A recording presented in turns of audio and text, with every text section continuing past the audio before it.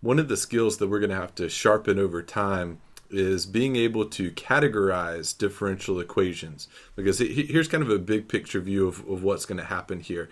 See, you'll be handed a differential equation to solve, and the way that we attack it depends on certain properties of that differential equations.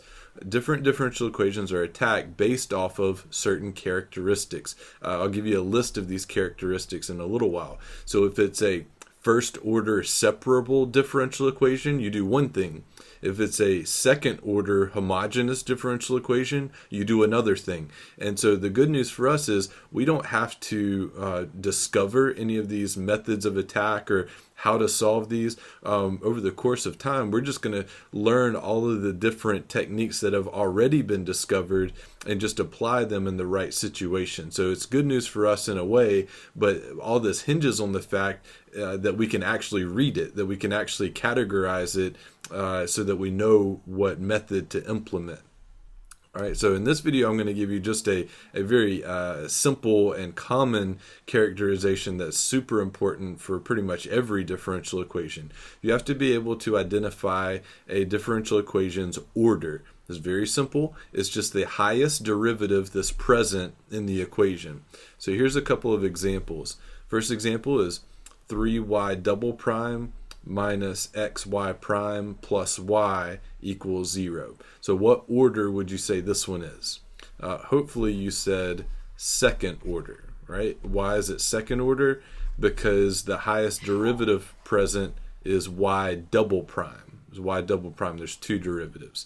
Now, even if it was 3y double prime minus xy prime plus y cubed equals 0, it would still be second order because this 3 is a power, not a derivative. How about the second example here? dy dx equals e to the x plus y. Hopefully you would have said first order. This is a first order differential equation, simply the highest derivative present.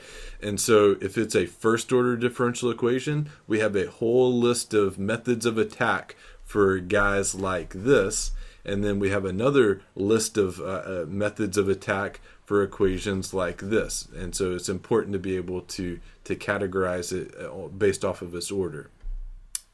There are a lot of other important characteristics as well. I'm not going to do these in this video because all of these aren't going to be applicable to all students. Kind of depends on either your instructor or are you studying differential equations and watching this video because you're in a Calc 2 class because we do a short chapter on differential equations, or are you in a full-fledged differential equations class, in which case you would need to know all of these. But we'll go through these in separate videos one at a time. One characteristic is called linear. Is it a linear differential equation or nonlinear?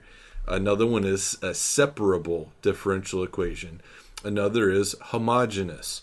And the last one is exact. Now, there might be some other characteristics, but as far as common characteristics, these are them. So you might have a first order linear differential equation. You might have a second order homogeneous differential equation. You can kind of mix and match some of these characteristics, and we have methods of attack for all of these guys depending on which characteristic they satisfy. So again, we'll go through some of these characteristics separately in other videos, but hopefully that kind of gives you a good overview of why categorization is important and what it means.